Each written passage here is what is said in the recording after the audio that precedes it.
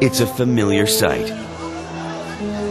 People fleeing war, slavery, or ethnic cleansing. The latest turns in the cycle of oppression, liberation, and nation building we call history. An ancient book tells of the beginning of this cycle thousands of years ago in the burning sands of Egypt.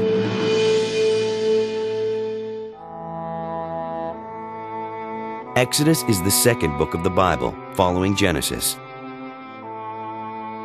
It is a story of liberation, and it has been a source of inspiration to oppressed peoples around the world.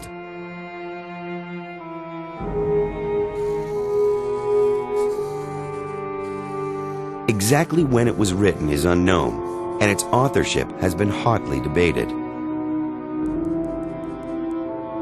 The first 5 books of the Bible, including Exodus, are said to have been inspired by God and written down by Moses, which is why they are sometimes called the 5 books of Moses.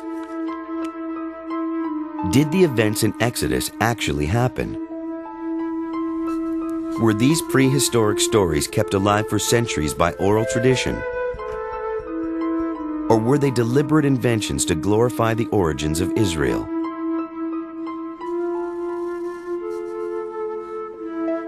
Is Exodus fact or fiction? Or something in between? There's nothing about the Exodus in Egyptian records, and there are no archaeological remains of these wanderings. And so we are left to look at the Bible as the Bible presents itself, as a story. Well, there are true stories, but stories teach things. Exodus is basically fact. I think that that it refers to something that did happen, even though we have no absolute proof of it outside of the Bible itself. There are enough convergences with historical fact to believe that something like this did in fact happen, that this little tribe escaped from Egypt and ascribed their escape to their God, and that they had reason for doing that. Fact or fiction, Exodus is the very heart of Jewish identity. And through the Jews, its core ideas would become universal. Freedom and the rule of law were incendiary ideas that would sweep across the centuries, often starting new fires where slavery and oppression ruled. One such fire burned in the hearts of American slaves. Another was ignited in the British colony of India, fanned by Mahatma Gandhi. The story of Exodus really begins in Genesis. A young man named Joseph was sold into Egyptian slavery by his brothers. Because he had a knack for interpreting dreams, he was soon noticed by the Pharaoh and made a kind of prime minister with enormous power over Egypt. It was then that Joseph brought his father Jacob and the whole clan, a total of 70 people, into the country. Now, that story seems quite fantastic on the surface of it, that an Asiatic slave should end up being prime minister of ancient Egypt. But we know that people regularly crossed into Egypt for many reasons.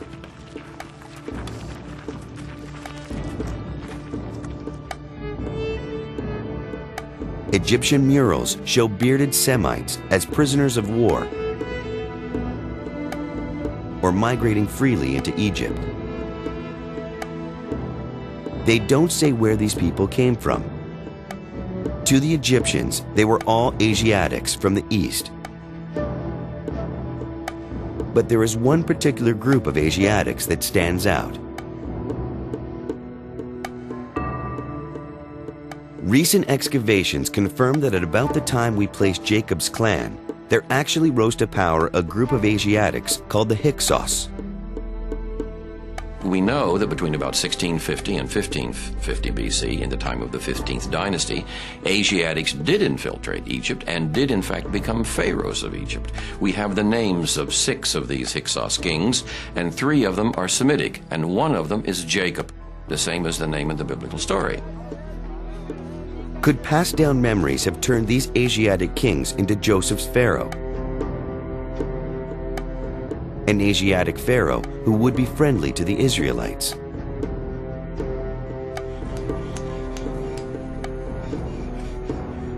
The Bible also says that the Israelites lived in the northern region of the Nile Delta called Goshen.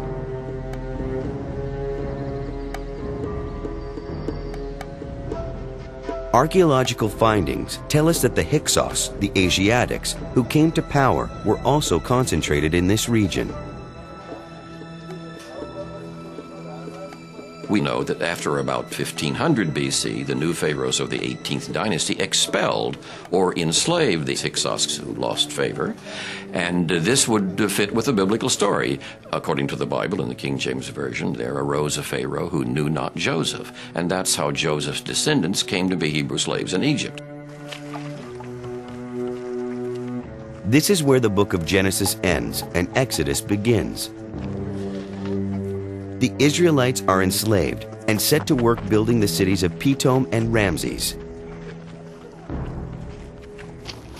The enslaved Israelites continue to multiply until they threaten to outnumber the Egyptians. To the Pharaoh, they were a security threat, and he ordered a terrible remedy. Now Pharaoh commanded all his people, saying, "Every son that is born, throw him into the Nile, but let every daughter live." One woman puts her son in a waterproof basket and hides it in a stream. For the Israelites, their freedom lay in this basket, the future leader who would come to take them out of Egypt. The child is found by, of all people, Pharaoh's daughter. She raises the child as her own, an Egyptian prince.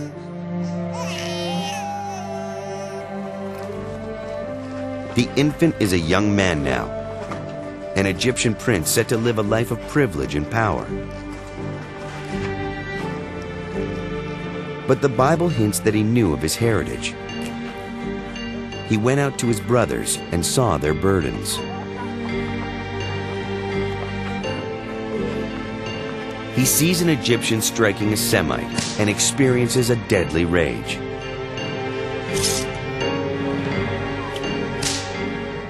In just a few lines, Exodus introduces us to a man with a strong sense of justice and a hair-trigger temper. Word gets out that he has killed the Pharaoh's overseer, and Moses flees. He begins a journey that will soon bring him back a changed person. Moses himself had to change. He could not grow up in the palace, kill an Egyptian taskmaster, and lead the revolution. Instead, he has to go into exile. He has to go out into the desert, become a shepherd, like some of his ancestors, and he has to undergo change, and then he can come back and lead the people. The transformation of Moses from slave child to prince to leader of his people foreshadows the transformation of the Israelites themselves, from slaves to free men and women to citizens of a nation in the making.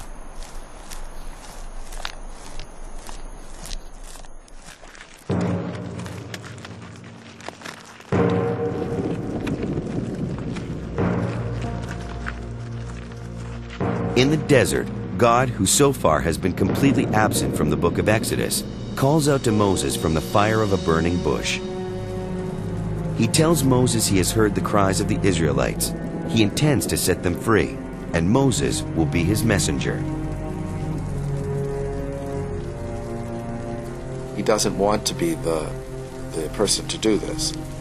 He did not cut what he himself thought to be a grand figure. He didn't think anyone would pay any attention to him.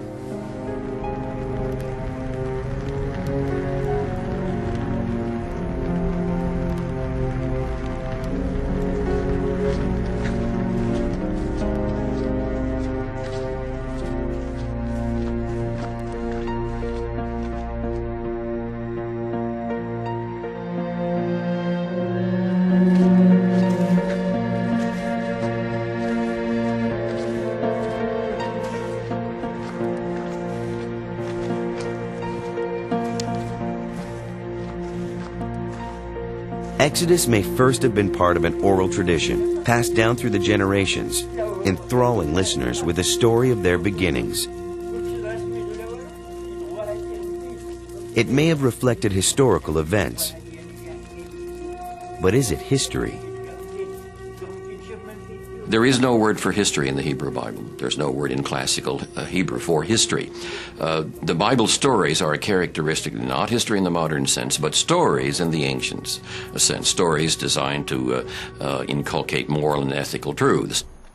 The story of Moses and the liberation of the Israelites has many meanings and interpretations, and this is precisely what makes it so powerful. Some say that the approaching confrontation between Moses and Pharaoh is really about the birth of monotheism, the worship of a single God. Before Judaism, virtually all religions were polytheistic. The Egyptians had close to 100 gods, and one of them was Pharaoh himself. The Pharaoh is really a god. That's how he was thought of in ancient Egypt. He is closely associated with the sun god, the most powerful of the Egyptian gods. And therefore he is omnipotent, and he can't give in to anybody. And so one of the points of the liberation story, the plague account, is to show God delivering these hammer blows to Egypt and its gods and its Pharaoh. The Nile turns to blood. Frogs, locusts, flies, and pestilence ravage the land and its people. Ashes cause boils, and a darkness lasts 3 days. God, in a sense, taking Pharaoh by the throat and pummeling him to teach him a lesson.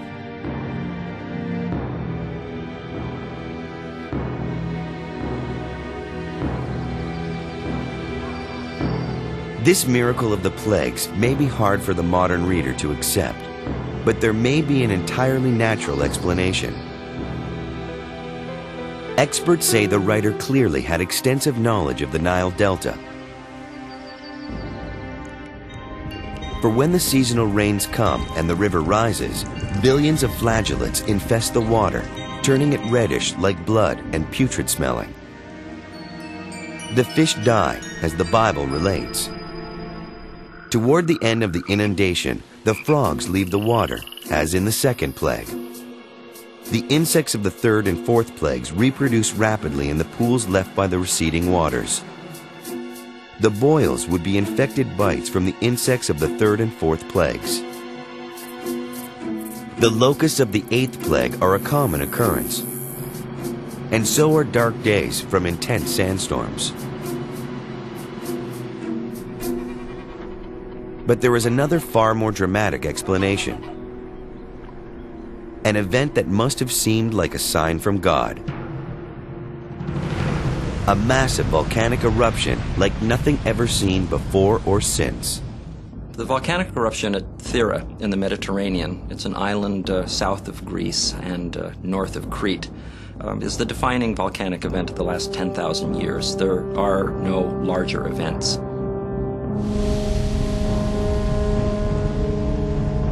Thera erupted in about 1620 BC, some 400 years before the Exodus would have taken place.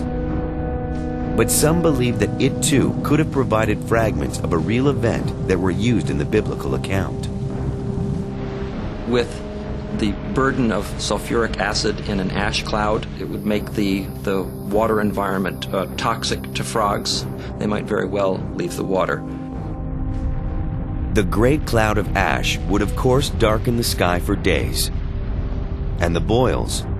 Volcanic ash, after all, is very, very, very tiny particles of glass, often with an aerosol of sulfuric acid attached to the surface.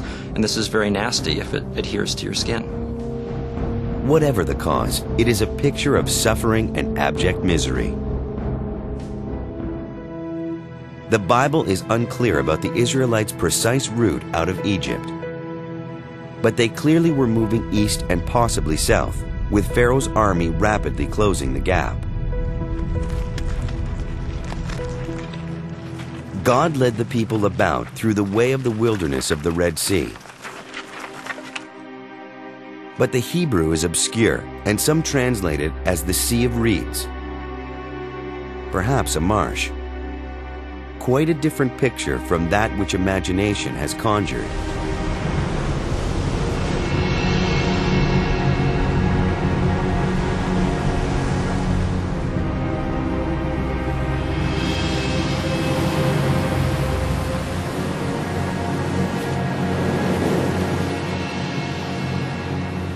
Traditionally, in the minds of artists and filmmakers, it has always been the Red Sea, a huge body of water. The waters came back and drowned Pharaoh's army. It was a miracle of liberation with no equal. The battle of the Red Sea is won, the enemy vanquished. But now there is a new enemy. In each Israelite, there is still the mind and heart of a slave that must be overcome.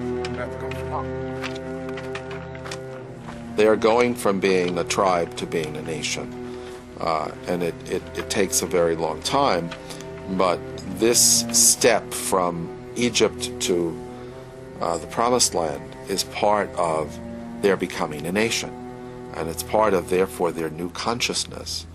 And it's part of the whole psychological and spiritual development of the Israelites. The long journey begins toward a mountain named Sinai. And they had to make that journey in order to get to the land of promise where they could settle, where they could dig wells and plant crops and grow vineyards. But they had to get there. The Bible indicates that there were 3 million in this barren desert.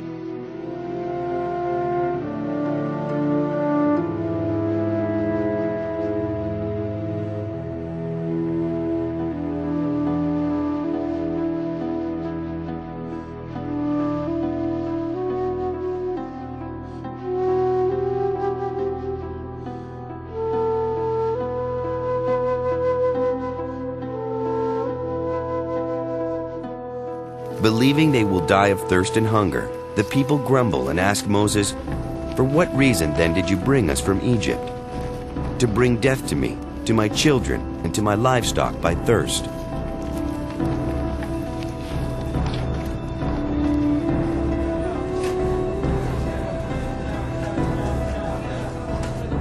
God instructs Moses to strike a rock.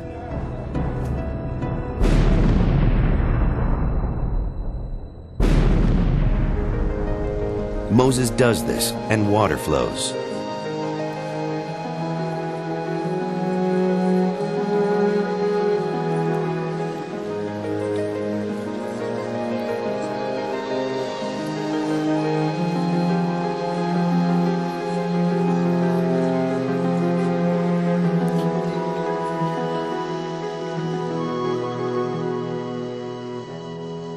Finally, God leads them to the foot of Mount Sinai.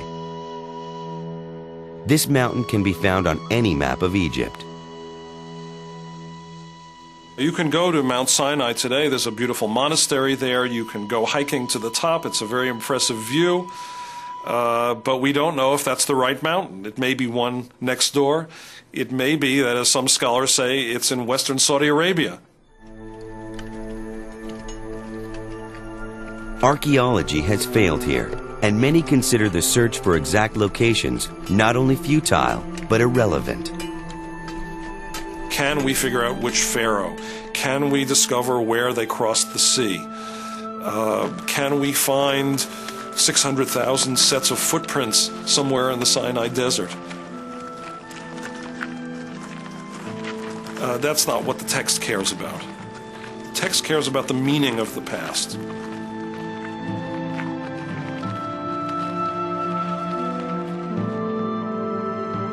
Some may argue about whether this story, which has inspired so many in their quest for freedom, is true or not. But its lasting power has been a fact of history, whether or not all of its details are literally true.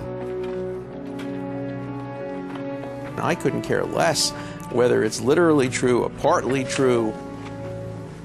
It's a wonderful metaphor for the development of nationhood. It's a wonderful metaphor for the evolution of freedom.